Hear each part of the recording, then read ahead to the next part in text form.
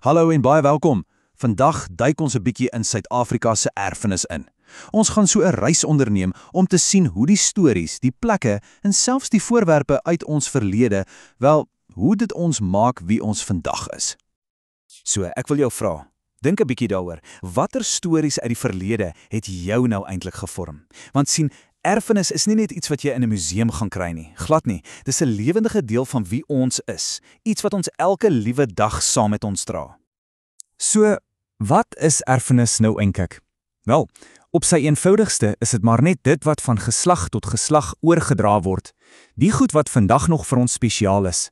Dit gee ons daai gevoel van saamhorigheid, nê?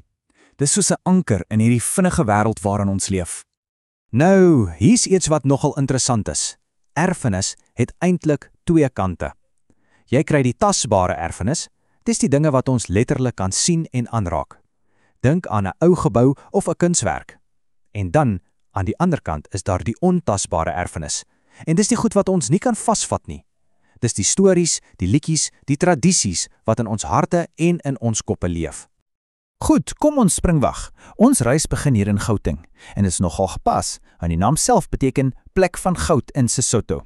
Maar soos jy nou nog gaan sien, die skatte wat hierdie provinsie vashou, wel, hulle is baie ouer en eintlik baie kosbaarder as daai blink metaal onder ons voete. Ja, 1999, in daai jaar het iets groots gebeur. 'n Baie spesifieke area hier het wêreldwyd erkenning gekry, toe UNESCO dit as 'n wêrelderfenisgebied verklaar het. En wat beteken dit? Dit beteken hierdie plek is so belangrik vir die hele storie van die mensdom, dat die hele wêreld nou help om dit te beskerm.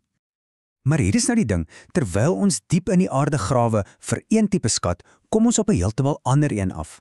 Jy sien, dis nie net die oudste menslike fossiele wat hier lê nie. Nee, 'n ongelooflike 40% van al die goud in die wêreld kom ook uit hierdie einste streek. Dis amper te veel om te glo, né?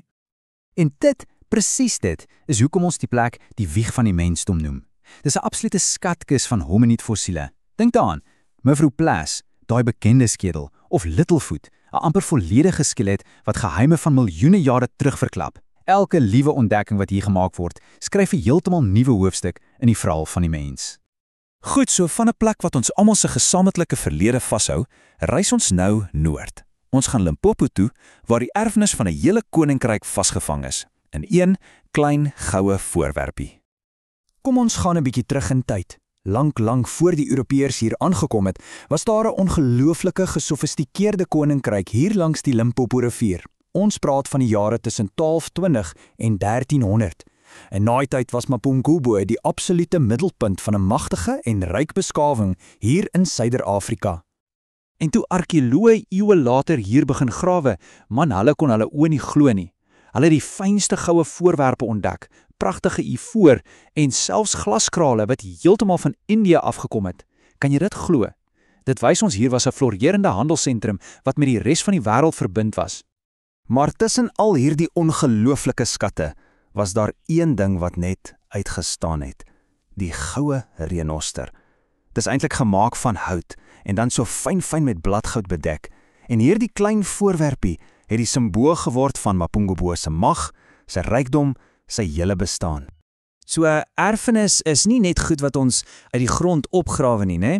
Dit leef ook voort in die name wat ons vir plekke gee en in die dade van mense. Kom ons kyk vinnig na twee ander provinsies, die Noord-Kaap en die Vrystaat. Eerste stop, die uitgestrekte Noord-Kaap. Dis ons land se grootste provinsie, maar met die minste mense. En hier word erfenis lewende gehou op 'n ander manier. Hulle het 'n hele distrik na Frances Baard vernoem. Sy was 'n ongelooflike anti-apartheidsaktivis en vakbondleier. Deur dit te doen, word haar nalatenskap van stryd vir vryheid elke dag onthou.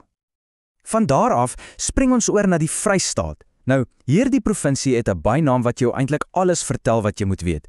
Dis Suid-Afrika se broodmandjie. En glo my, dis nie 'n oordrywing nie. Hierdie provinsie is 'n absolute landboukragbron. Hulle produseer meer as 70% van al Suid-Afrika se graan. Dis 'n erfenis van harde werk wat letterlik die hele land voed. So, okay, ons het nou 'n hele reis onderneem, van die diepste verlede tot vandag toe.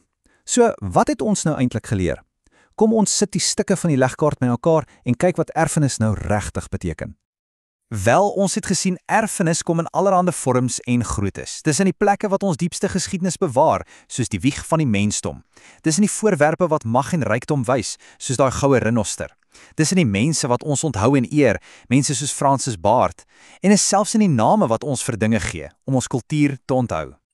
En dit, dink ek, bring ons by die heel belangrikste punt van alles. Erfenis is nie net iets wat ons kry nie, dis iets wat ons maak, elke dag. Die keuses wat ons vandag maak, die stories wat ons kies om te vertel, dit is besig om die erfenis vir die toekoms te bou. So die vraag waarmee ek jou wil los is, watter erfenis skep jy vandag vir die mense van môre?